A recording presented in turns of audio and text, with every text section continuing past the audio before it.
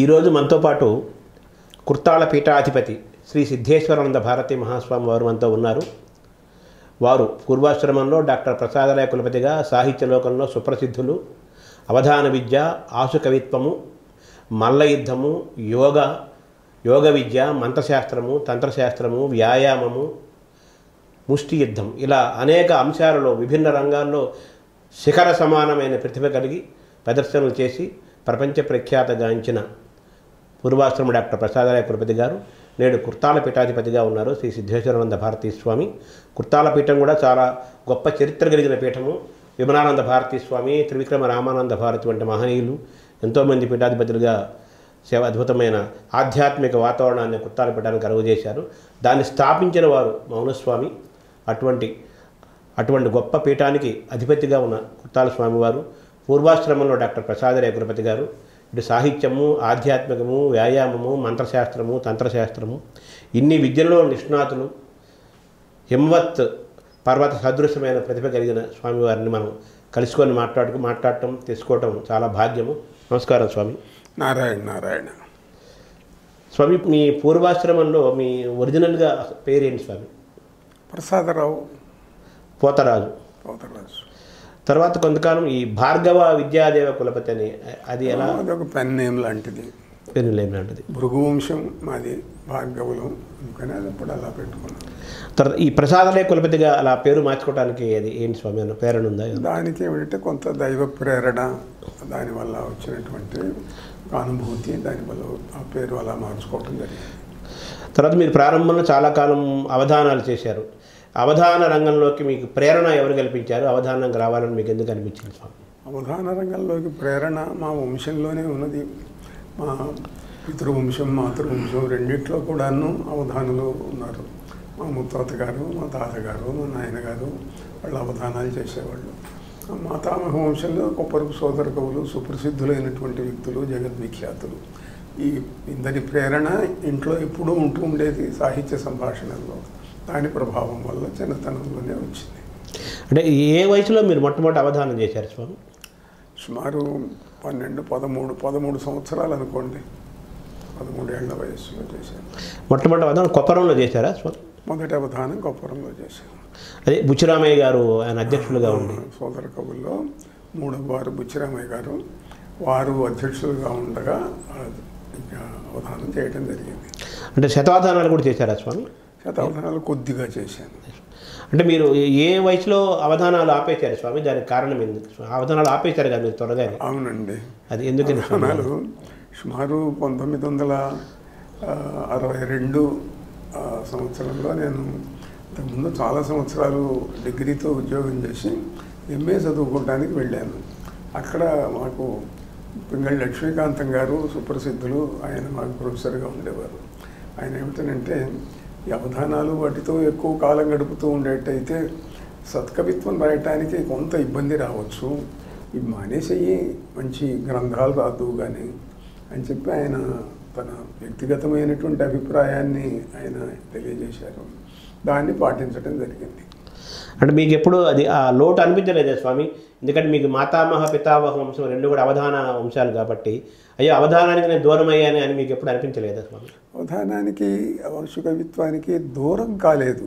దూరం కావటం అంటే అవధానాలు ఆ రూపంలో చేయలేదే కానీ కూర్చొని ఒక అష్టావధానం, శతావధానం పుచ్చుకలను పెట్టి చేయలేదు. కానీ సభల్లోకి వచ్చిన తర్వాత ఈ సమస్య గురించండి, దీని మీద పద్యం చెప్పండి అంటే చాలాసార్లు ఎన్నో సభలలో చేయటం జరిగింది. ప్రత్యేకంగా ఆశు కవితా సభలో అన్ఎక్స్పెక్టెడ్గా చాలామంది ప్రేక్షకుల్లో ప్రముఖులైన వ్యక్తులు, పెద్దవాళ్ళు మీరు దీని మీద చెప్పండి అని అంటే నేను చెప్పను అని అనటం బాగుండదు కాబట్టి కూర్చొని అవధానం చేయలేదు. కానీ ఇలాంటివి మాత్రం చాలా చేశాను.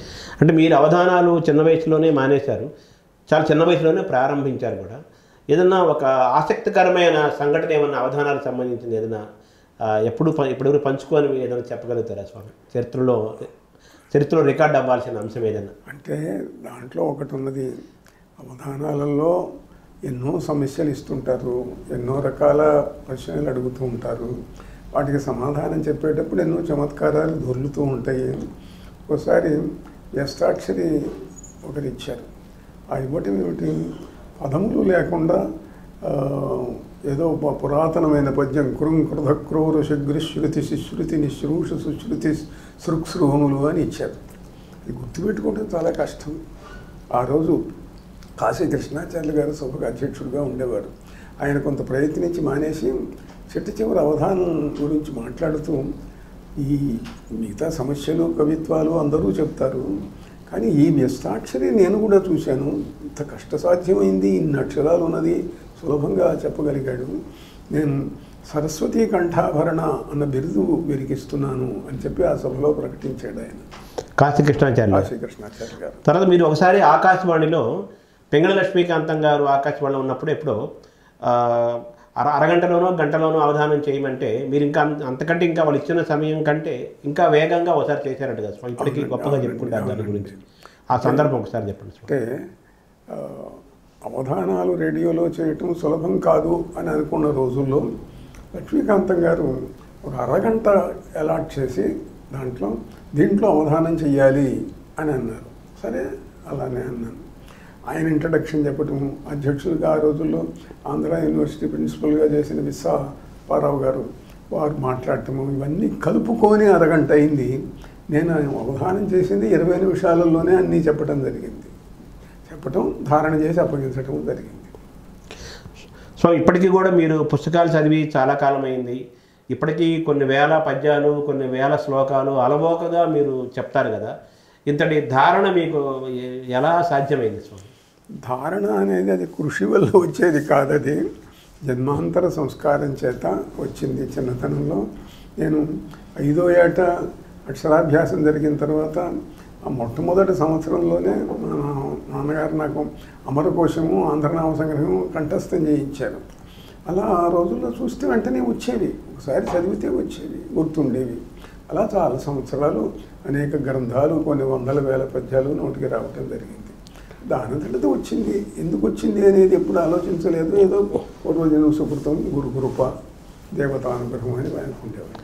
అంటే అవధానం 12-13 ఏళ్ల వయసులో మీరు అవధానం చేయబోయే ముందు మీ కవితా వ్యవసాయం అంటే పద్యం రాయటం కానీ అది ఎప్పుడు జరిగింది స్వామి మీ జీవితం? అంతకు సరిగ్గా అవధానం చేయడానికి 1 సంవత్సరం ముందు అనుకోండి.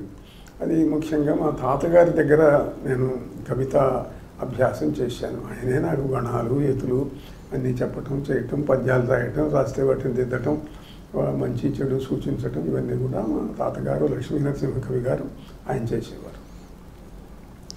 స్వామి, ధార కొప్పరపు సోదర కవులు ధారకి వాళ్ళు ప్రసిద్ధులు కదా, అసాధారణమైన ధారకి ప్రసిద్ధులు కదా. మీరు ఆ కుటుంబం నుంచి, ఆ వంశం నుంచి మీరు వచ్చారు. అటు పోతరాజు రామకవి గారు, ఇటు కొప్పరపు సోదర కవుల వంశం నుంచి. అవధానం అనగానే ధారణ కదా.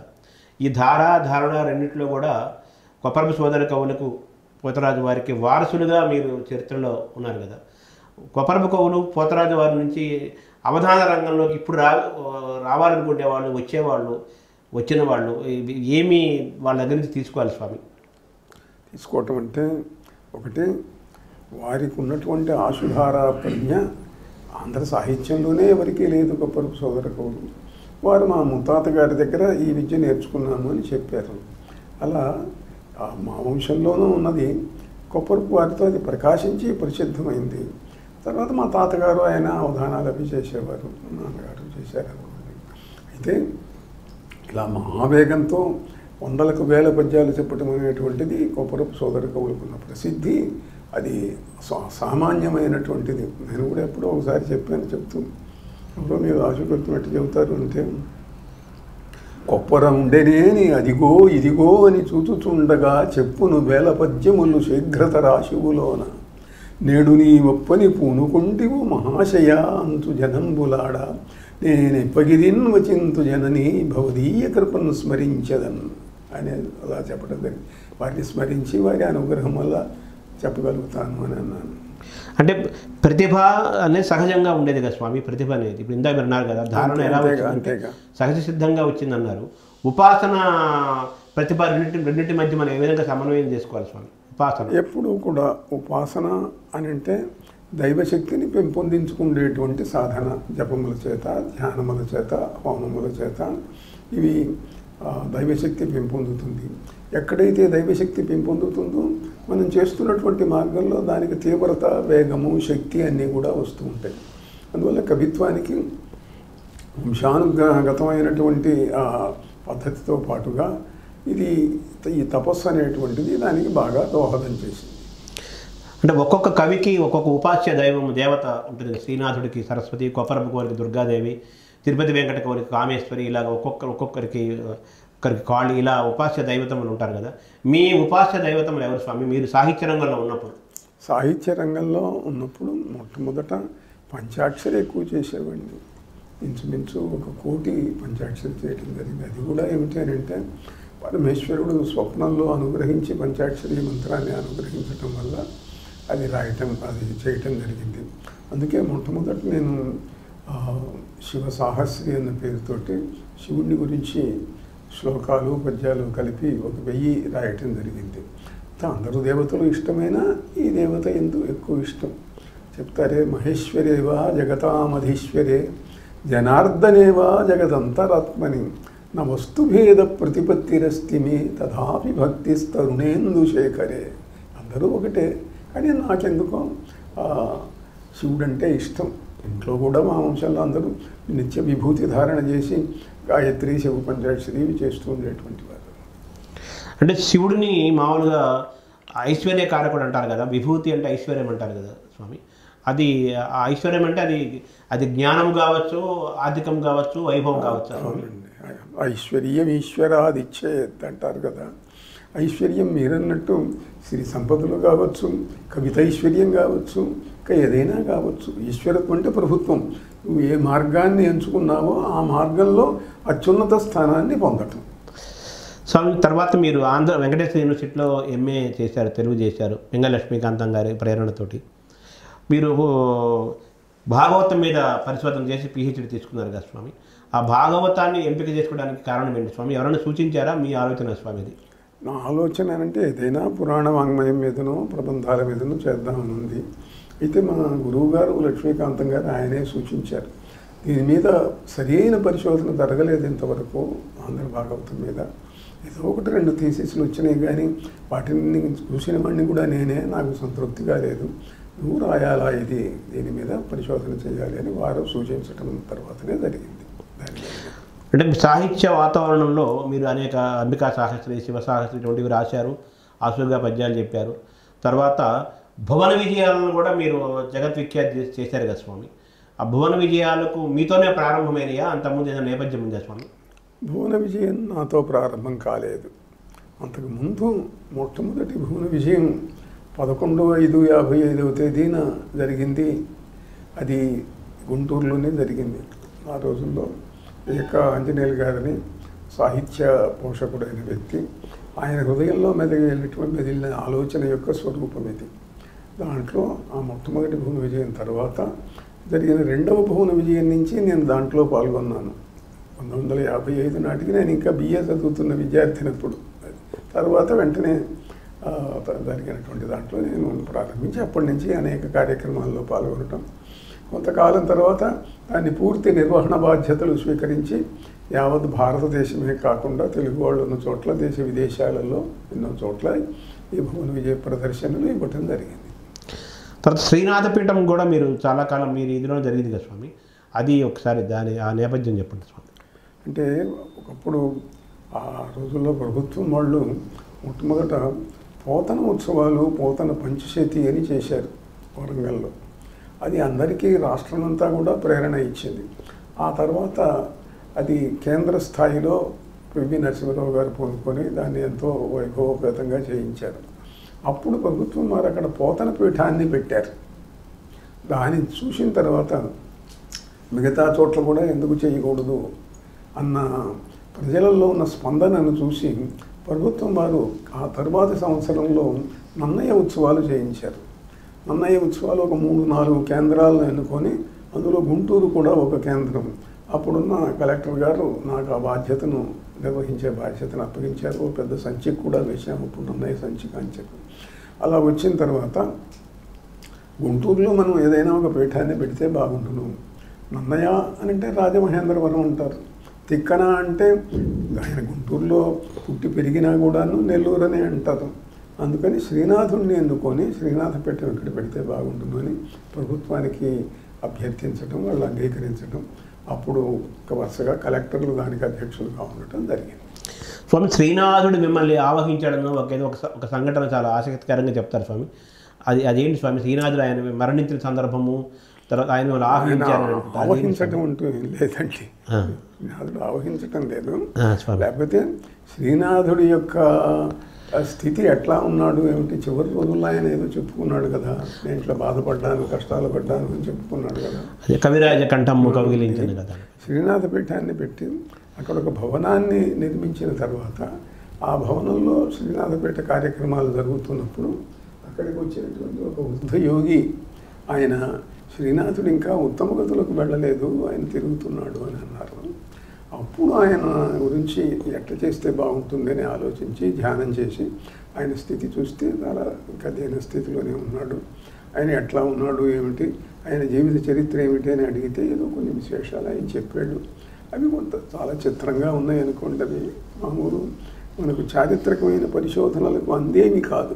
అయితే ఏమిటంటే ఆయన చిట్ట చివరి వేయించాడని చెప్పినటువంటి ఒక శిలాశాసనం మాత్రం నాకు దొరికింది. దాంట్లో ఆయన విషప్రయోగం వల్ల మరణించినట్లుగా కనిపిస్తున్నది. శిలాశాసనం ఇప్పుడు ఎక్కడుంది స్వామి? అది ఆ శిలాశాసనం నా దగ్గరే ఉంది. మీ దగ్గర అది మన కాళీపీఠంలో ఉందా స్వామి? అక్కడ అదే. ఇప్పుడు శ్రీనాథుడు వాడు గుంటూరు ప్రాంతం కింద వస్తారు స్వామి, ఒరిజినల్గానే గుంటూరు ప్రాంతమే కదా. పాకనాడు అంటారు కదా, పాకనాడు. ఇప్పుడు తిక్కన గారికి గుంటూరుతో చాలా అనుబంధం ఉంది కదా, వాళ్ళ తాతగారు భాస్కర మంత్రి వాళ్ళంతా కూడా. ఇప్పుడు తిక్కన గారి బాల్యం అంతా గుంటూరులో గడిచిందన్నది ఇది వాస్తవమే కదా స్వామి. తర్వాత మీరు పోతనని ఎంచుకోవడానికి ఏమైనా కారణం ఉందా స్వామి? మీ పైన పోతన గారి ఆకర్షణ ప్రత్యేకమైనది ఏమైనా ఉందా? పోతన అంటే ఆంధ్రదేశంలో ఎవరికైనా సరే పోతన పద్యాలు రాని వాళ్ళు ఎవరు, పోతన అంటే ఆకర్షించబడని వాళ్ళు ఎవరు ఉండరు. ఇంతకుముందు పిహెచ్డికి సంబంధించినంత వరకు చెప్పాను నేను. ప్రొఫెసర్ గారి యొక్క ఆదేశం వల్ల ఆ సబ్జెక్టు మీద చేయటం జరిగింది అని చెప్పి, అందువల్ల అది గ్రంథంగా తీసుకొని రావటం. తర్వాత ఈ దేశంలో భాగవత సప్తాహాలు చేయటం ఉన్నంత ఇష్టం సాహిత్య రంగంలో మిగిలిన వాటి మీద లేదు.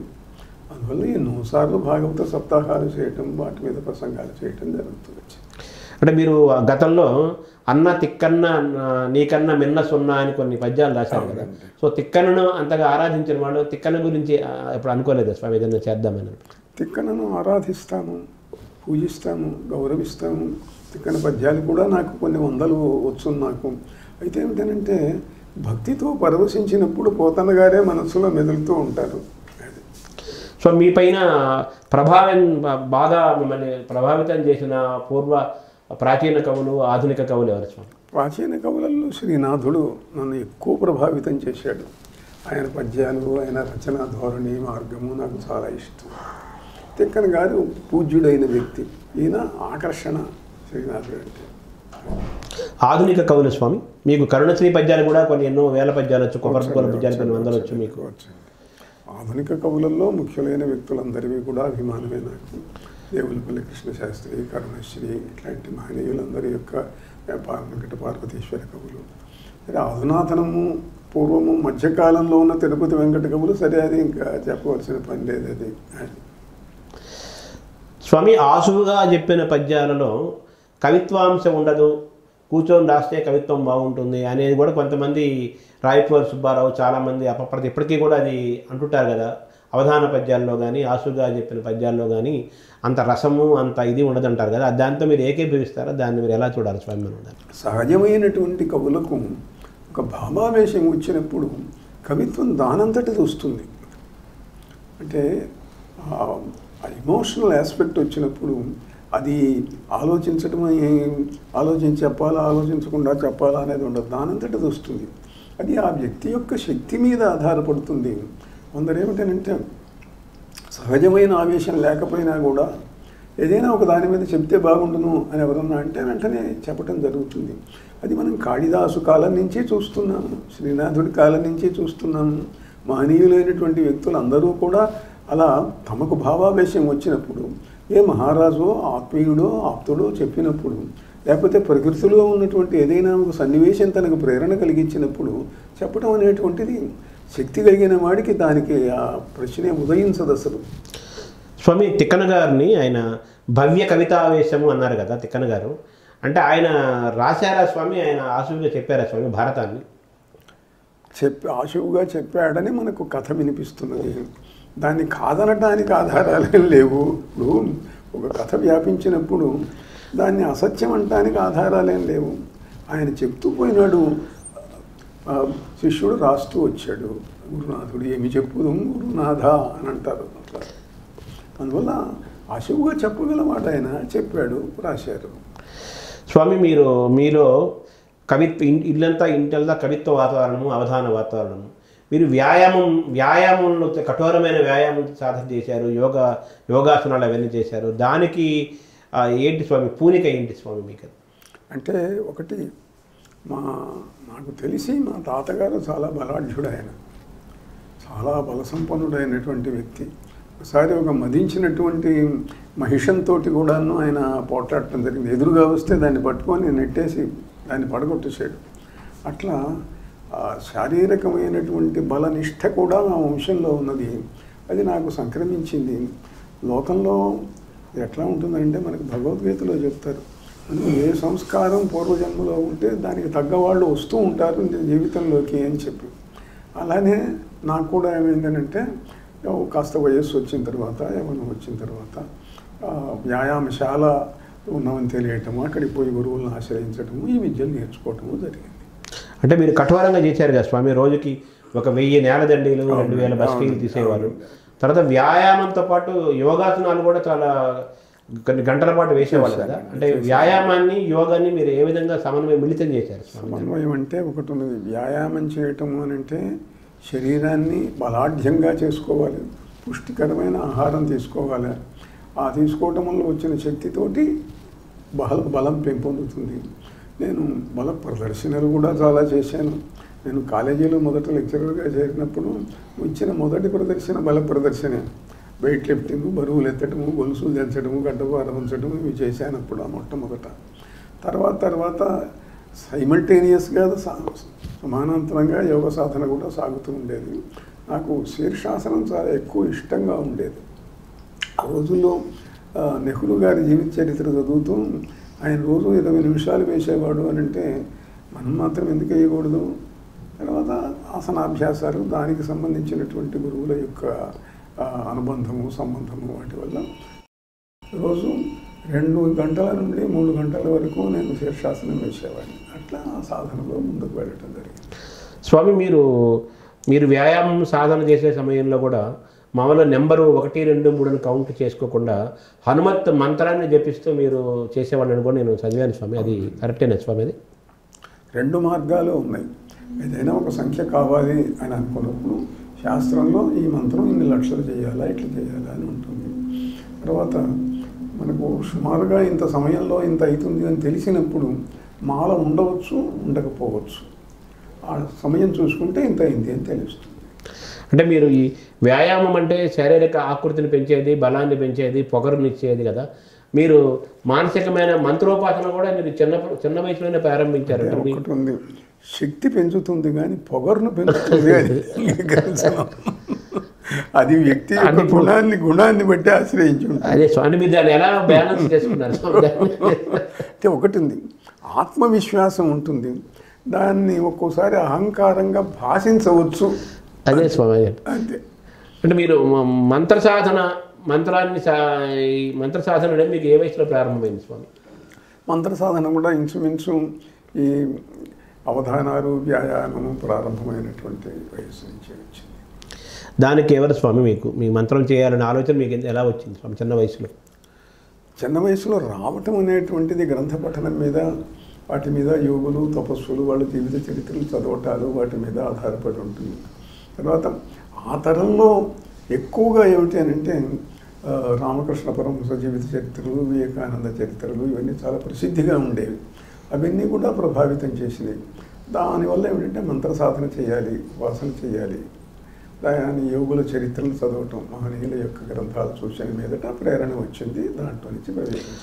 అంటే కావ్యకంఠ వాసిష్ఠ గణపతి ముని ప్రభావం మీపైన ఏమైనా ఉందా స్వామి? ఈ కవిత్వము, ఉపాసన రెండిట్లో ఉంది. ఆయన రాసినటువంటి గ్రంథాల యొక్క ప్రభావం, ఆయన చేసిన తపస్సు యొక్క ప్రభావం అన్నది. ఆయన ఇంద్రాణి చిన్నమస్తా సాధన చేసి ఆయన మహాసిద్ధుడైన సంగతి ఆయన జీవిత చరిత్రలో ఉన్నది. ఆయన గ్రంథాలు చదివిన మీదటనే నేను ఈ వజ్రభైరోచని సాధనలోకి ప్రవేశించి ఆ మంత్ర సాధన చేయటం, ఆ దేవతను గురించి ఐంద్రియ సాహస్రి అని చెప్పి 1000 శ్లోకాలు పద్యాలు రాయటం జరిగింది. కావ్యకంఠ వాసిష్ఠ గణపతి మునికి కపాల భేదం జరిగిన తర్వాత కూడా గొప్ప వెలుగుతో చాలా కాలం జీవించారంటారు కదా స్వామి, నిజమే కదా స్వామి? అది నిజమే ఉన్నది, ఆయన జీవిత చరిత్రలో ఉన్నది. ఆయన కపాల భేదనం జరిగింది తిరువణ్ణామలలో రమణాశ్రమంలో గుహలో ఉండగా జరిగింది. అక్కడికి ఆ సమయానికి మహర్షి కూడా వచ్చారు, అందరూ చూశారు దాన్ని. తర్వాత దాన్ని శమించింది. శరీరంలో ఆ తేజస్సు ఉన్నది. ఆ తేజస్సు యొక్క ప్రభావం తర్వాత చాలా కాలం ఆయన జీవితం మీద ఎప్పుడూ ఉంటూనే ఉండేది. ఆయన ఏదైనా లోహం ముట్టుకుంటే బంగారంగా మారేది, ఆయన శరీరాన్ని ముట్టుకుంటే విద్యుత్ యంత్రాన్ని ముట్టుకున్నట్టుగా ఉండేది. స్వామి, మీరు ఈ సన్యాసాశ్రమం తీసుకోవాలన్న ఆలోచన, అంటే ఒక ఇలాంటి రావాలన్న ఆలోచన గతంలో మీకు ఎప్పుడో చిన్న వయసులో గతంలోనే కూడా ఎప్పుడో వచ్చిందని కూడా అంటారు కదా స్వామి, నిజమేనా స్వామి? నిజమే. ఏ వయసులో వచ్చింది స్వామి అది మీకు? సుమారుగా 20 ఏళ్ళు ఆ ప్రాంతంలో కాలేజీలో పనిచేస్తూ ఉన్న రోజుల్లోనే ఈ సాధన, తపస్సు, వ్యాయామము, యోగ సాధన ఇవన్నీ నిరంతరం చేస్తూ కొన్ని లక్షల కోట్లు జపం చేస్తూ ఉండగా ఆ దేవతా ప్రేరణ వల్ల ఇవన్నీ వదిలేసేద్దాము అని అనిపించింది. అయితే అప్పుడంటే పెద్దల అనుమతి కావాలి, సన్యాసం కావాలి అని అంటే కొన్ని శాస్త్ర నియమాలు ఉన్నాయి. ఇంటికి పెద్ద కొడుకును కావటం మూలాన తల్లిదండ్రులు ఒప్పుకోలేదు. తర్వాత నెమ్మదిగా మారిపోయింది, కుటుంబ జీవితంలోకి ప్రవేశించడం జరిగింది. మళ్ళీ తర్వాత కొన్నాళ్లకు వచ్చింది. అంటే మీరు పీఠాధిపతి కాకముందు మీ దైనందిన చర్యలో వ్యాయామము, యోగము, సాహిత్య అభ్యాసంతో పాటు ఈ మంత్రోపాసన, మంత్ర సాధన పెరుగుతూ వచ్చిందా స్వామి? పెరుగుతూ వచ్చింది, దాంట్లో మాత్రమే సందేహం లేదు. అంటే ఒకటి, బ్రహ్మచర్యంతో ఉన్నప్పుడు సంసార జీవితానికి ముందు రోజు ఏదైనా సెలవులు వస్తే ఒక్కోసారి రాత్రిపూట సాయంకాలం కూడా కూర్చుంటే తెల్లారుజాము దాకా జపం చేసేవాడిని. అట్లా రోజుల తరబడి జపం చేయటం, రోజు 12 గంటలు 16 గంటలు చేయటము. సెలవులు వచ్చినప్పుడు ఇప్పట్లాగా కాకుండా కాలేజీలలో ఆ రోజుల్లో సెలవులు ఎక్కువ ఉండేవి. మాకు ఎండాకాలం వస్తే 100 రోజులు సెలవులు ఇచ్చేవాళ్ళు. అందువల్ల 100 రోజులు అని అంటే ఆ రోజుల్లో పొద్దున్న లేస్తే పొద్దున కూర్చొని జపం చేసుకోవడానికి కూర్చుంటే మళ్ళీ రాత్రికి లేచేవాడిని. లేచి అప్పుడు ఏదో అల్పాహారం తీసుకోవటం ఇట్లా జరుగుతూ వచ్చింది. అందువల్ల అప్పుడు చాలా తీవ్ర సాధన అప్పుడు జరిగింది. తర్వాత మాధ్యమికంగా సంసార బాధ్యతలు ఉన్నప్పుడు కూడా చేస్తూ వచ్చాము. తర్వాత ఎక్కువ నేను ఈ యజ్ఞాలకు, హోమాలకు ప్రాధాన్యం ఇవ్వటం జరిగింది. అది ఏమిటంటే జపం కంటే కొన్ని 100 రెట్లు శక్తి కలిగింది కాబట్టి అంత సమయాన్ని వినియోగించకపోయినా శక్తి మాత్రం వస్తుంది. అంటే జపము, మంత్రము, హోమము 3 ఉన్నాయి కదా స్వామి, వీటిలో ఏది ఉత్తమమైందని అని చెప్పాలి స్వామి? అంటే మంత్రం జపం చేయటం వల్ల మనస్సు నెమ్మదిగా జపంలో నుంచి ధ్యాన స్థితిలోకి వెళ్తుంది. అంటే జపం దాదాపు తగ్గిపోయి, జపం పూర్తిగా పోయి కేవలం దేవత చైతన్యం మాత్రమే ఉంటుంది. అది ధ్యాన మార్గంలోకి నెమ్మదిగా దారితీస్తుంది, ఆ స్థితి వస్తుంది. హోమం అనేది ఏమిటి అని అంటే అది అత్యంత శక్తి సంపన్నమైనటువంటి ఒక విధానం. పూర్వకాలంలో మహర్షులు, మనం పురాణాలు చదివితే ఏది కావాలన్నా యజ్ఞం చేసేవాళ్ళు. పిల్లలు కావాలి, పుత్రకామేష్టి, రాజ్యం కావాలి, రాజసూయాగం, లేకపోతే ప్రపంచాన్ని జయించాలి, అశ్వమేధ యాగం, మరొకటి ఇవన్నీ దేనికైనా యజ్ఞం. యజ్ఞంలో శక్తి ఏమిటి అని అంటే జపం కంటే కొన్ని 100 రెట్లు ఎక్కువ శక్తి ఉంటుంది. అగ్నిలోకి దేవతలు తొందరగా వస్తారు. మంత్రంలో, ధ్యానంలో ఏమిటి అని అంటే ఏకాగ్రత ఉంటే తప్ప పరిపూర్ణమైన సిద్ధి రాదు మంత్రంలో. యజ్ఞంలో ఏకాగ్రతతో సంబంధం లేదు. అగ్ని బాగా మండుతున్నదో లేదో చూసుకోవాలి, మనం స్పష్టంగా ఉచ్చరించి ఆహుతి వేస్తున్నామో లేదో చూడాలి. ఆ వస్తువు యొక్క సహాయం కూడా ఉంటుంది. ఏ వస్తువుతో చేస్తే ఏ ఫలితం వస్తుంది. అందువల్ల యజ్ఞం అనేటువంటిది చాలా వేగంగా దివ్య శక్తిని సంపాదించి పెట్టేటువంటి సాధనం. స్వామి, ఇప్పుడు ఈ హోమం చేసిన సందర్భంలో ఆ అగ్నిలో నుంచి ఏదో కొంతమంది దేవతల యొక్క ఆకృతులు కనిపిస్తూ ఉంటాయి అంటుంటారు. అది ఎంతవరకు వాస్తవం స్వామి? దాన్ని ఎలా మనం చూడాలి స్వామి? అంటే చూడటము అన్న దాని దగ్గరికి వచ్చేసరికి సాధకుడైన వ్యక్తికి విషన్ డెవలప్ అవుతుంది, దివ్య దృష్టి వికసిస్తుంది, మూడవ కన్ను కొంచెం తెరుచుకుంటుంది.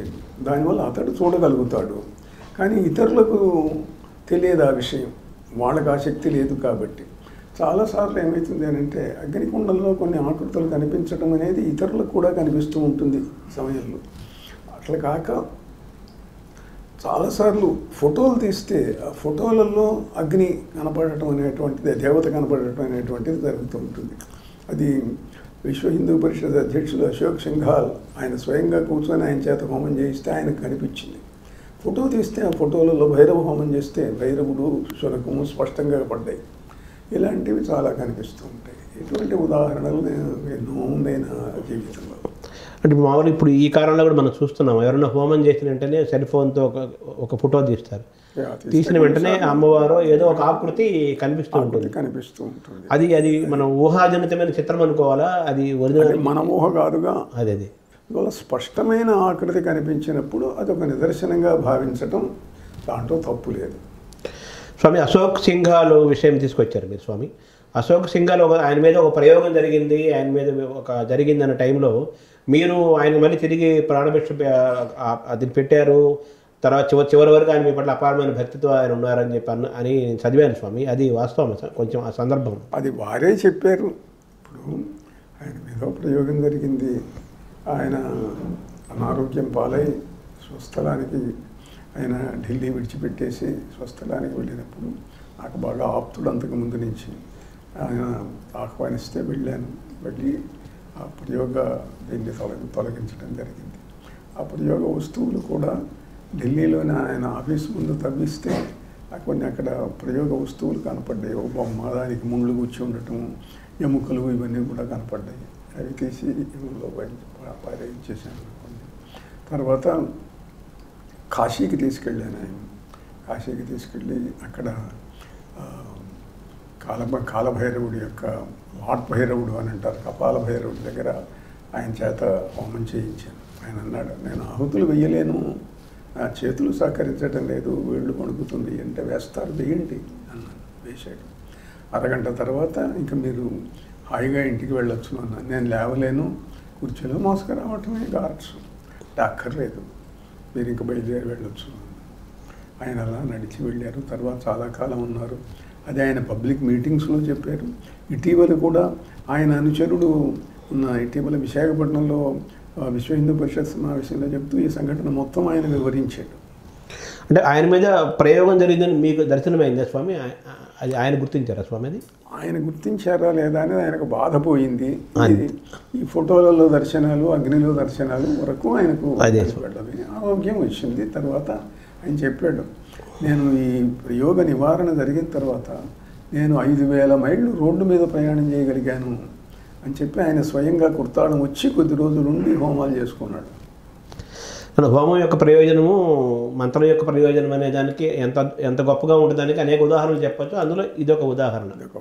స్వామి, ఇప్పుడు ఈ మంత్రోపాసన వచ్చేసరికి మీరు కోట్లాది మంత్రాలు మీరు జపించారు. అంటే ఇష్టదేవత మంత్రమైనా లేదా అనేక దేవతలను కూడా మీరు మంత్రోపాసన చేశారు కదా స్వామి. దాన్ని ఎలా మనం చూడాలి స్వామి? ఒక దేవత మంత్రం చేయాలా, అనేక మంది దేవతలు మంత్రాలు చేయాలా? ఆ కన్ఫ్యూజన్ ఎలా స్వామి? దీంట్లో ఒక సిద్ధాంతం ఉన్నది. ఒకటి, ఇష్టదేవత ఒక మహాదేవత, జీవితాన్ని రక్షించే దేవతగా ప్రతి వ్యక్తి ఒక దేవతను ఎన్నుకుంటారు, సాధన చేస్తారు, తపస్సు చేస్తారు. కానీ ఏదైనా పనులు కావాల్సి వచ్చినప్పుడు చిన్న చిన్న మంత్రాలు, పెద్ద దేవతలను ప్రతి పని అడగటం దేనికి అని చెప్పి చిన్నవాటిని అడుగుతూ ఉంటారు. ఇప్పుడు డాక్టర్ ఉన్నాడు అనుకోండి, ఒక్కో వ్యాధికి ఒక్కో మంది ఇస్తాడు. అట్లనే ఒకడు అనారోగ్యంతో వస్తాడు, వాడికి ఒక మంత్రం, ఇంకోళ్ళు ఇంకో పనితో వస్తారు. పెళ్లి కావాలా, తేలు మంత్రమే దానికి కూడా వేయడానికి లేదుగా. అందువల్ల ఆయా అవసరాలను బట్టి ఆయా మంత్రాలు చెప్పటం, చేయించటం, హోమాలు చేయించటం, కార్యసిద్ధి కలిగించటం ఇది జరుగుతున్నది. అంటే మీరు ఉపాసనలో ఉన్నప్పుడు మీ మంత్రోపాసన అనేక దేవతల యొక్క దర్శనాలు కూడా మీకు జరిగినట్టుగా చెప్పారు స్వామి. అది ఒక దేవత దర్శనం జరిగినప్పుడు అది చాలా దాన్ని తట్టుకోవడం కష్టమో, అయితే అనుభవం అనేది చాలా ఇదిగా పెద్ద స్థాయిలో ఉంటుంది అంటారు కదా స్వామి అని చదివినప్పుడు తెలుస్తుంది. అది మీకు ఆ దర్శనాలు జరిగినప్పుడు జరిగినప్పుడు మీరు ఎటువంటి అనుభూతిని పొందారు స్వామి? అనుభూతి పొందటం అనేది వ్యక్తి యొక్క నిష్ఠ మీద, సాధన మీద ఆధారపడుతుంది. ధ్యానంలో మన తపస్సు వల్ల వాళ్ళు అనుగ్రహించి కనిపించినప్పుడు మనకు ఏ ఇబ్బంది ఉండదు. లేకపోతే ఏమిటంటే మనం కొన్ని శక్తులను ఆవాహనం చేసినప్పుడు శరీరం విద్యున్మయంగా మారటం, కాస్త ఆ శక్తి తట్టుకోవటం కష్టమని అనిపించడం ఉంటుంది. నాకు ఎప్పుడు అట్లా ఏమి అనిపించలేదు. శక్తి రావటం తెలుస్తుంది. శక్తి కులపతే కాయే ప్రభవంతి సనాతని, సనాతనమైన ఆ శక్తి నా శరీరంలో ప్రవహిస్తూనే వస్తూ ఉన్నది. దానివల్ల నాకు సంతృప్తి, శక్తి లభిస్తూనే. అంటే నిజంగా దేవత దర్శనం జరిగితే అది దాని విధి వేరే ఉంటుందంటారు కదా, విశ్వరూప దర్శనం లాగా, కృష్ణుడిలాగా. అది అది అది కరెక్టేనా స్వామి ఆ మాట? అంటే దర్శనాలలో చాలా రకాలు ఉంటాయి. కేవలం ధ్యానంలో చేసేటువంటి వ్యక్తికి ధ్యానంలో కొన్నిసార్లు దర్శనాలు కనిపిస్తూ ఉంటాయి. కనిపించగానే వాళ్ళు వచ్చి మనకు శక్తులన్నీ ఏమి ఇవ్వరు. ధ్యానంలో అదొక అనుభూతి మాత్రమే. తపస్సు చేసిన కొద్దీ మనం ఎంత తపస్సు చేస్తే అంత అనుగ్రహాన్ని ఇస్తారు వాళ్ళు. ఇప్పుడు ఒకసారి కళ్ళు మూసుకోగానే దేవత ధ్యానంలో ఏకాగ్రత వల్ల ధ్యానంలో దేవతను చూసే శక్తి రాగానే నాకు సమస్త ప్రపంచాన్ని జయించే శక్తి ఉంటే ఇవ్వరు. చెయ్యాలా, సాధన చేయాలి, దేనికి ఎంత అవసరమో అంత చేయాలి. అంటే దానికి జన్మల యొక్క ప్రభావం ఉంటుందంటారు స్వామి ఇందులో కూడా? పూర్వజన్మ యొక్క ప్రభావం సంస్కార రూపంలో వచ్చి ప్రారంభింపజేస్తుంది. వేగంగా సిద్ధి కలిగేటట్లుగా చేస్తుంది. అది మనకు భగవద్గీతలో కృష్ణుడు చెప్పాడు, యోగభ్రష్టోభిజాయతే. యోగభ్రష్టుడైనటువంటి వ్యక్తి రెండు రకాలుగా ఉంటారు. ఒకటి శ్రీమంతుడై పుట్టి ఆ పుణ్యాన్ని అనుభవిస్తాడు. ఇంకోటేమిటి, సాధన ఆ జన్మలో తీవ్రత కలిగి అయ్యో నేను ఇంకా పూర్తి సాధన కాలేదే అని బాధపడుతూ పోయినటువంటి వాడు ఈ జన్మలో మొదలు పెడతాడు. వాడికి తొందరగా అనుభవాలు వస్తాయి అని చెప్పి కృష్ణుడు చెప్పాడు. స్వామి మీకు మొట్టమొదటిగా దర్శనమైన దైవం ఎవరు స్వామి? దర్శనమైంది శివుడు, ఆ తర్వాత వజ్రవైరోచని అమ్మవారు. సరే, ఇప్పటికీ మీకు ఆ దర్శనాలు జరుగుతున్నాయి స్వామి? ఉంటాయి. ధ్యానం చేసినప్పుడు వాళ్ళ అనుగ్రహం వల్ల అప్పుడప్పుడు వస్తుంటాయి. తర్వాత ప్రధానంగా రాధాదేవి యొక్క ప్రభావం, కాళీ కాలభైరవుల యొక్క ప్రభావం తర్వాత ప్రసరించింది. అంటే స్వామి మామూలుగా ఈ మంత్ర శాస్త్రంలో ఈ దశమహావిద్యలు అనేవి చాలా శక్తివంతమైనవి, చాలా ప్రమాదకరమైనవి, అందరూ చేయకూడదని, తర్వాత దానికైతే చాలా చెప్తుంటారు కదా స్వామి. దాన్ని మనం ఎలా చూడాలి స్వామి ఆ విద్యలని? అది ప్రమాదకరమేం కాదండి, కానీ శక్తి కలిగినటువంటివి. శక్తిలో దీంట్లో విశేషం ఏమిటి అని అంటే మనం చేసే మార్గాన్ని బట్టి ఉంటుంది. కేవలం జపైస్తుష్యంతి దేవాశ్చ, కేవలం జపం చేతనే దేవతలు సంతోషిస్తారు. జపం చేత సాధించడం సాధ్యం కావటం లేదు. కొన్ని లక్షల కోట్లు చేసినా కూడా చాలామంది అయ్యో మాకే అనుభూతి రావటం లేదు అంటుంటారు. అట్లాంటప్పుడు ఏమిటంటే ఇతర సహాయం, ప్రకృతి యొక్క సహాయం, అంటే పూజ చేయటం, అభిషేకం చేయటం, హోమం చేయటం, వీటి వల్ల దేవతలను తొందరగా మనం ఆకర్షించవచ్చు. ఇప్పుడు ఓ దేవత ఉన్నది, ఆ దేవతకు నైవేద్యం పెడితే కొంచెం తొందరగా వస్తుంది. అట్లా తీవ్ర దేవతలకు ఏమిటి అని అంటే వాళ్ళకు కావలసినటువంటి నైవేద్యములు, బలులు కనుక సమర్పించకపోయేటట్లయితే అవి సంతృష్టి చెందవు. ఆ తీవ్ర దేవతలలో మాత్రం అంటే కాళీ, భైరవుడు, ప్రత్యంగిర, చిన్నమస్త ఇలాంటి దేవతలు కేవలం తపస్సు చేసుకునేవాడికి ఏ ఇబ్బంది లేదు. కానీ తీవ్రంగా వేగంగా రావాలి అని అంటే మాత్రం ఈ నైవేద్యములు, బలులు ఇవ్వాలి. బలులంటే నేను వామాచార సంబంధమైనవి అంగీకరించం కనుక ఇంతసేపటికి ఏమిటనంటే కుంకుమ కలిపిన అన్నము, దధిమాష బలి, లేకపోయేటైతే నిమ్మకాయలు, కొబ్బరికాయలు, గుమ్మడికాయ అది జంతు బలితో సమానంగా చెప్పబడింది. అంటే మామూలు ఈ సాత్వికంగా ఉండే మంత్రాది దేవతలతో పాటు ఈ దశమహావిద్యలో ఉండే తీవ్ర దేవతలను కూడా ఉపాసించడం వల్ల అదేమి తప్పేం కాదంటారు? తప్పేం కాదండి, ఎవరైనా చేయొచ్చు. ఎవరైనా చేయొచ్చు. అయితే అనుసరించే మార్గాన్ని బట్టి, చేసే పద్ధతిని బట్టి ఉంటుంది. దేవతలకి ఏమిటంటే ఒకటి అలవాటు చేస్తే అది పెట్టాలి, అలవాటు చేయనంతకాలం ఏం పర్వాలేదు. అంటే ఒక్కొక్క రంగంలో ఉండేవాళ్ళు ఒక్కొక్కరికి ఆ రోజు ఏదో ఒక ప్రేరణ కలుగుతుంది, ఒక స్ఫూర్తి ఉంటుంది స్వామి. మీకు దైనందినంలో మీరు ఆ రోజున మీరు దేంతో మీరు స్ఫూర్తిని తీసుకుంటారు స్వామి? అది ఇది అన్న ప్రశ్న ఏం లేదు. ఎందుకంటే నాకు కొంతకాలం దాకా నా సాధన, ఆ తర్వాత వాళ్ళ ప్రేరణ. అందువల్ల వాళ్ళు ఎప్పుడు ఏది చేయమంటే అది చేయటం జరుగుతుంది.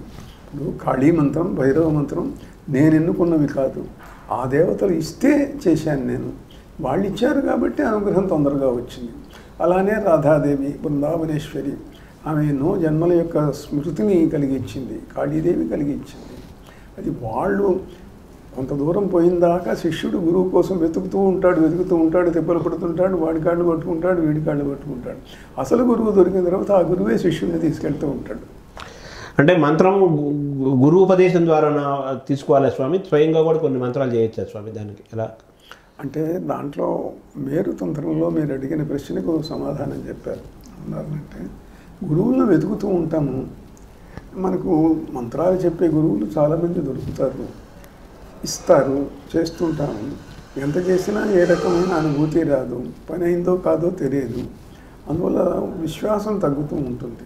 అందువల్ల నీకు నచ్చిన గురువు దొరక్కపోతే ఫలానా మంత్రం చెయ్యాలి, కానీ దాన్ని చెప్పే గురువు నాకు సరి అయిన వాడు దొరకలేదు, ఆ వ్యక్తుల మీద ఇస్తానన్న వాళ్ళు ఉన్నారు కానీ నాకు నమ్మకం లేదు అంటే దానికి మేరుతంత్రం నేను చెప్పారంటే నువ్వు ఏ మంత్రాన్ని చేయదలుచుకున్నావో దాన్ని ఒక తాటాక మీదనో భూర్జపత్రం మీదనో ఉంటే ఆ గ్రంథాలు రాసే నాటికి అవే కాబట్టి తీసుకెళ్ళి శివాలయంలో వెళ్ళి శివలింగం ముందు పెట్టి పూజ చేసి నమస్కారం చేసి ఆ మంత్రాన్ని తీసుకో, శివుడే గురువు కింద భావించి చెయ్యి, తప్పులేదు అని. మీకు మొట్టమొదటిగా మంత్రం మీకు ఎలా ప్రవేశించింది స్వామి జీవితంలో? మీకు గురువుపదేశం ద్వారా వచ్చిందా, ఎలా వచ్చింది స్వామి? నాకు పంచాక్షరి ఒకటి, ఆ తర్వాత కాళీ మంత్రం ఒకటి, భైరవ మంత్రం ఒకటి, రాధా మంత్రం ఒకటి, ఇవి దేవతలు వాళ్ళే స్వయంగా ఉపదేశించారు. అంటే ఇప్పుడు మీరు చాలా మంత్రాలు చేశారు కదా స్వామి, అనేక హనుమత్ మంత్రం చాలా దేవతలు చేశారు. అంటే మీకై మీరు స్వయంగా దర్శనం చేసుకొని మంత్ర దర్శనం జరిగిందని చెప్పాలా, దాన్ని ఎలా చూడాలి స్వామి?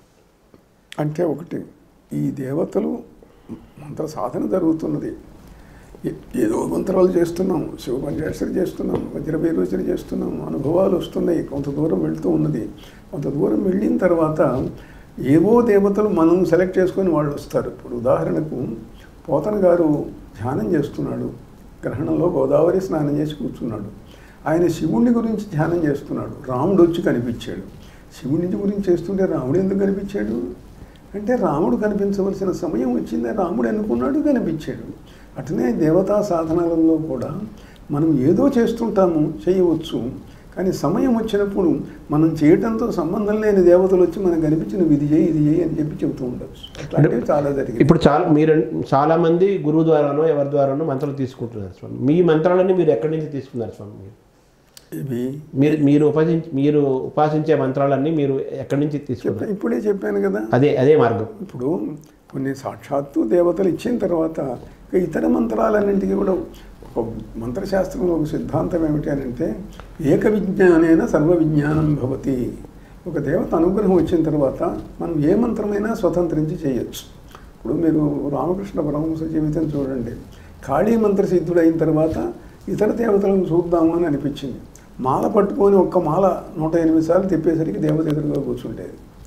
అంటే ఒక అనుగ్రహం వస్తే ఇంకా ఆ తర్వాత ఏ మంత్రమైనా చేయొచ్చు, ఏ మంత్రమైనా ఇతరులకు ఉపదేశించవచ్చు. అంటే అనుగ్రహం రావాలంటే సామాన్యులు ఏం చేయాలి? ఆ సామాన్యుడు తపస్సు చేయాలి. యద్దుష్కరం యద్దురాపం యద్దుర్గం యద్దుస్తరం తత్సర్వం తపసా సాధ్యం. ఏదైనా సరే తపస్సు చేయాలి, వేరే మార్గమేం లేదు. అంటే మంత్రాన్ని మననం చేయటం స్వామి? మంత్రం కొన్ని వేల లక్షల కోట్ల సార్లు చేయటం మాత్రమే కాక స్థలము సమయము ఈ రెండు అత్యంత ప్రధానములు. మీరు పురాణ వాంగ్మయం చదివిన వారు, కావ్యాలు చదివిన వారు ఎవరైనా చూడండి, అతడు ఇంట్లో కూర్చొని తపస్సు చేసి సిద్ధుడయ్యను అని ఎవరి గురించి అయినా ఉందే? లేదు. కాశీ వెళ్ళాను, శ్రీశైలం వెళ్ళాను, బృందానం వెళ్ళాను, హిమాలయాలకు వెళ్ళాను, అక్కడ తపస్సు చేశాను, సిద్ధుడయ్యాడు అని ఉన్నది. కనుక క్షేత్రం అత్యంత ప్రధానమైనటువంటిది. తపస్సిద్ధి కావాలి, దేవతానుగ్రహం వేగంగా రావాలి అని అంటే ఆ దేవత ఉన్న చోటికి మనం వెళ్ళాలి. క్షేత్రం సమయం కూడా అట్లాంటిది. మహర్షులు ధ్యానం చేసే సమయంలో మనం కూడా కూర్చుంటే ఆ వైబ్రేషన్స్, ఆ స్థితిలోకి మనం వెళ్ళగలుగుతాం. తెల్లారుజామున జపం చేయమంటారు. ఎందుకు చేయమంటారు? తెల్లారుజామునే లేచి మహర్షులందరూ కూడా ధ్యానం చేస్తుంటారు. ఆ సమయంలో కూర్చుంటే వాళ్ళ భావ తరంగాలు మన మీద ప్రసరిస్తూ ఉంటాయి, మనలోకి వస్తుంటాయి. అటనే తీవ్ర సాధకులు అర్ధరాత్రి చేస్తుంటారు. అర్ధరాత్రి నిశా సమయాలలో యా నిశా సర్వభూతానాం తస్యాం జాగర్తి సంయమి. సమస్త భూతములు నిద్రపోయేటప్పుడు మహర్షి మేలుకొని ఉంటాడు. కనుక ఆ సమయం అర్ధనిశా సమయాలు, తెల్లారుజామ పవిత్రమైనటువంటి ఋషులు ధ్యానం చేసే సమయాలు. ఈ సమయాలలో చేస్తే మనకు తొందరగా. అంటే ఋషులు చేసే సమయాలకి మానవులు చేసే సమయాలకి అని వ్యత్యాసం ఉండాలా? ఉంటుందా స్వామి? వ్యత్యాసం అంటే మనకు కుదరకపోతే ఇతర సమయాలు. తెల్లారుజామున అనేది ఋషులందరూ చేస్తారు. సంధ్యావందనము, తెల్లారుజాము లేచి చేయటము, బ్రాహ్మ ముహూర్తము, తర్వాత సూర్య ఉదయ సమయము అందరూ అంగీకరించింది. అట్టనే సంధ్యా సమయం, సాయం సంధ్య ఉండే సమయం, నిశా సమయం. నిశా సమయం ఏమిటి అంటే మంత్రశాస్త్రంలో ఒక సిద్ధాంతం ఉంది. ఇప్పుడు మనం కూర్చొని ధ్యానం చేస్తున్నాము, శివుణ్ణి చేస్తున్నాము, ఏదో కైలాసంలో ఉన్నాడో ఏదో విష్ణుమూర్తి వైకుంఠంలో ఉన్నాడో అనుకుంటాం. జపం చేస్తే ఏమవుతుంది? మనలో ఉండేటువంటి మనం ఉచ్చరించిన శబ్ద తరంగములు తేజస్తరంగములుగా మారి అంతరిక్షంలో ఆ దేవత యొక్క కేంద్రం దగ్గరికి వెళుతూ ఉంటాయి. వెళుతూ ఉంటే మన చుట్టూ ఉన్నటువంటి వ్యక్తుల యొక్క భావ తరంగముల చేత ఘర్షితమై ఇది పైకి పోలేక ఇక్కడే ఉంటుంది. అందరూ నిద్రపోయే సమయం అయితే అప్పుడు అన్ని భావతరంగాలు ఉండవు కాబట్టి తొందరగా వెళ్తుంది. లేదు ఏకాంతంగా ఉండాలనంటే అడవికి వెళ్ళు, కొండ మీదకి వెళ్ళు, నదీ తీరానికి వెళ్ళు, సముద్ర తీరానికి వెళ్ళు, అక్కడి నుంచి భావతరంగాలు తొందరగా వెళ్తాయి. దివ్యక్షేత్రంలో కూర్చో, లక్షల మంది మనుషులు ఉన్నా కూడా ఆ దివ్యశక్తి ప్రసరిస్తూ ఉంటుంది. అంటే సంసారకమైన జీవితాన్ని గడుపుతూ ఈ మంత్ర సాధనని మీరు చెప్పిన క్షేత్రము సమయం చాలా ముఖ్యమన్నారు. సమయం అంటే మనం ప్రణాళిక చేసుకోవచ్చు. సంసారికమైన జీవితాలను గడిపే వాళ్ళు దీన్ని ఎలా, ఈ క్షేత్రాన్ని ఎలా సమన్వయం చేసుకోవాలి స్వామి మంత్రానికి? అది వాడి వ్యక్తిగత జీవితం అది. ఎందుకంటే ఇప్పుడు సామాన్యుడైన వ్యక్తి అని మీరు ఒక మాట అన్నారు అని అంటే మామూలు జీవితం గడుపుకుంటూ ఉంటాడు. ఏదో ఉద్యోగమో వ్యాపారమో ఏదో ఉండాలి, సంసార బాధ్యతలు ఉంటాయి. ఇవన్నీ ఉంటూ క్షేత్రానికి వెళ్ళి సంవత్సరాల తరబడి ఉంటానంటే కుదరదుగా, అందువల్ల సాధించలేడు. ఉంటే ఉన్నంతలో ఏం చేయాలంటే అవకాశం ఉన్నంతలో, అవకాశం ఉన్నప్పుడల్లా వారం రోజులు, 10 రోజులు, నెల రోజులు, 2 నెలలు ఉండి కాస్త శక్తిని నింపుకొని రావడం. అంటే ఈ క్షేత్రాలు ఏ క్షేత్రాలు ఉత్తమం స్వామి మంత్రోపాసనకి? అది భారతదేశంలో మహాక్షేత్రాలు ఎన్నో చెప్పబడ్డాయి. మామూలు ఇల్లు కంటే మీ ఊళ్ళో ఉన్న దేవాలయం, మీ ఊళ్ళో ఉన్న దేవాలయం కంటే ఓ దివ్యక్షేత్రం. ఇప్పుడు అనుకున్నట్టుగా హిమాలయాలు, కాశీ, బృందావనం, శ్రీశైలం, రామేశ్వరం ఇలాంటివి ఎన్నో దివ్యక్షేత్రాలు ఉన్నాయి.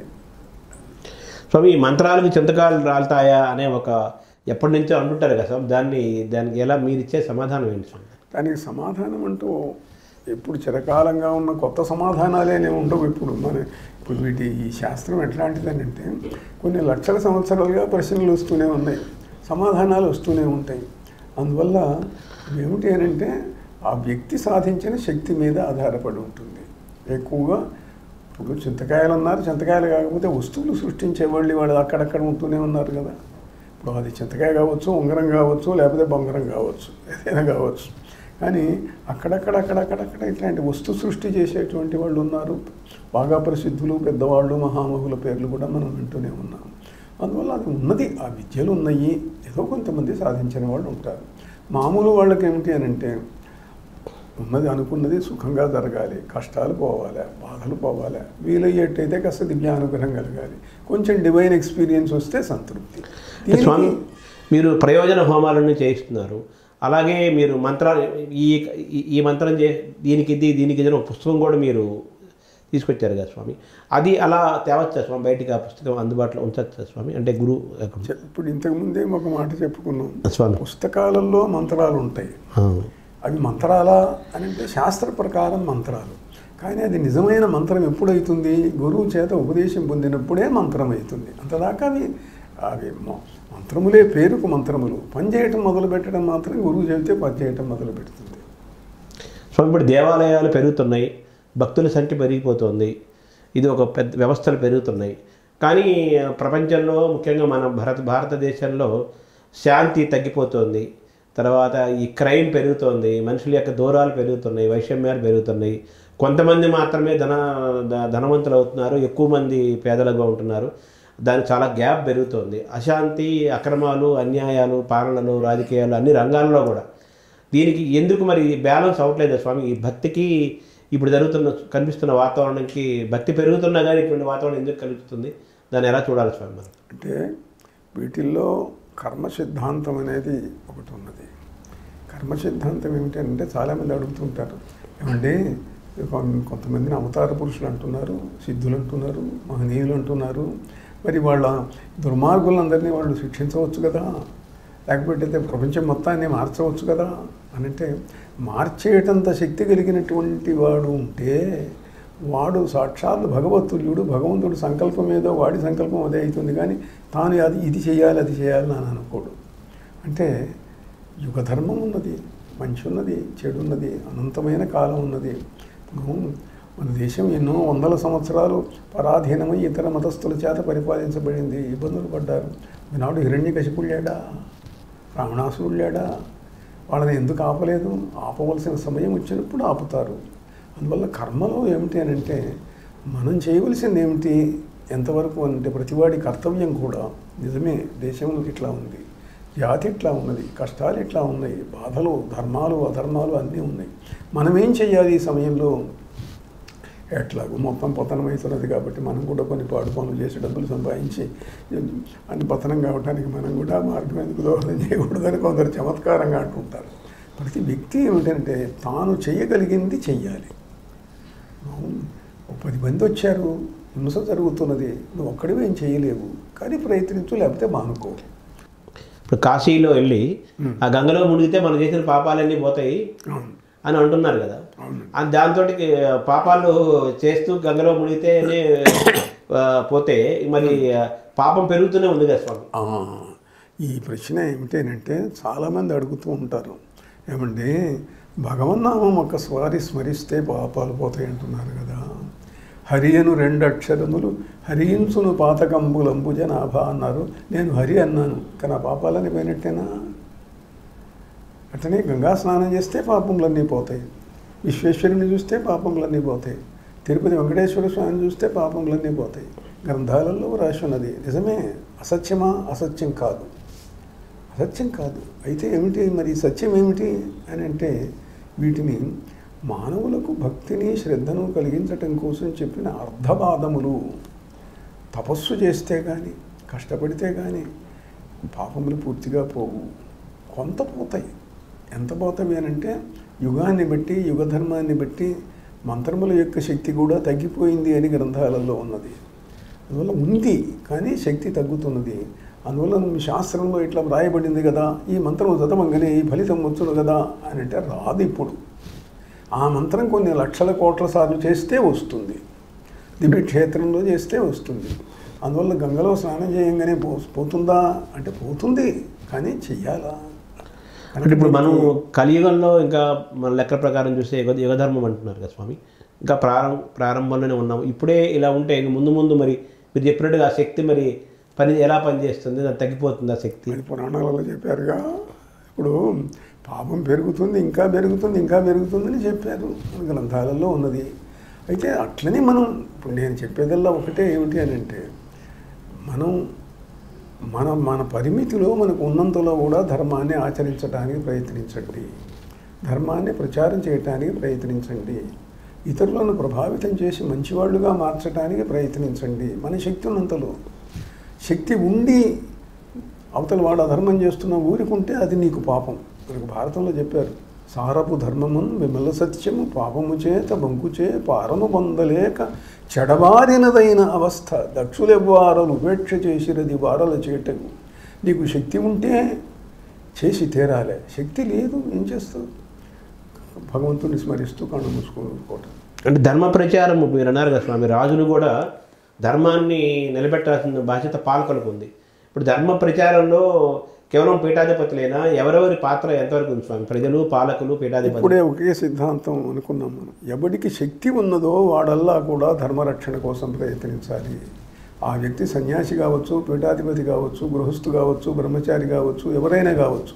నీ శక్తి ఎంత ఉన్నంతలో చెయ్యి. లేకపోతే ఎక్కువ కాలము ధర్మరక్షణ కోసం బాధ్యత స్వీకరించే సమయం ఉన్నటువంటి వ్యక్తులు కాబట్టి పీఠాధిపతులు, సన్యాసులు, ఆశ్రమాధిపతులు లౌకికమైన వ్యవహారాలతో పెద్దగా సంబంధం పెట్టుకోకుండా ఉంటారు కనుక వాళ్ళు ఎక్కువ సమయాన్ని వినియోగించి ధర్మరక్షణ చేయాలి. ఈ ధర్మ ప్రచారంలో ప్రభుత్వాల పాత్ర ఎలా ఉండాలని? ప్రభుత్వాల పాత్ర ఎప్పుడూ ఉండాలి, దాంట్లో సందేహం ఏమీ లేదు. ధర్మాన్ని రక్షించడమే ప్రభుత్వం యొక్క బాధ్యత. అయితే ఏమిటంటే రాజకీయాలలో వచ్చినటువంటి కల్లోలాల వల్ల, కల్మషాల వల్ల, గందరగోళాల వల్ల చేయాలని కోరుకున్న వాళ్ళు కూడా చేయలేకపోతున్నారు, చేయవలసినంత చేయలేకపోతున్నారు, జరగవలసినంత జరగటం లేదు. జరగాలని కోరుకుందాం. స్వామి, భారతదేశం ఇప్పుడు ఎలా ఉంది మీ దృష్టిలో? భవిష్యత్తు ఎలా ఉంటుంది స్వామి? గొప్ప దేశంగా మన చరిత్ర కలిగిన దేశం కదా. తప్పకుండానండి. భారతదేశం ఎప్పుడు కూడా ఇది ఋషుల భూమి, ఇది సిద్ధుల భూమి. ఇప్పుడు ఎట్లా ఉంటుందనంటే మనం ప్రజలందరం ఉన్నాము, కానీ ఇక్కడ ఏం జరుగుతున్నది అని చూడటానికి బాధ్యత కలిగిన వ్యక్తులు అధికారంలో ప్రభుత్వంలో ఉంటారు. ఏదో కలెక్టర్లు, ఎస్పీలు, మినిస్టర్లు ఎవరు ఉంటారు. వాళ్ళు చూస్తూ వాళ్ళకు చేతైనది చేయడానికి ప్రయత్నిస్తారు. ఎంతవరకు చేయగలరో కొంతవరకే చేయగలరు.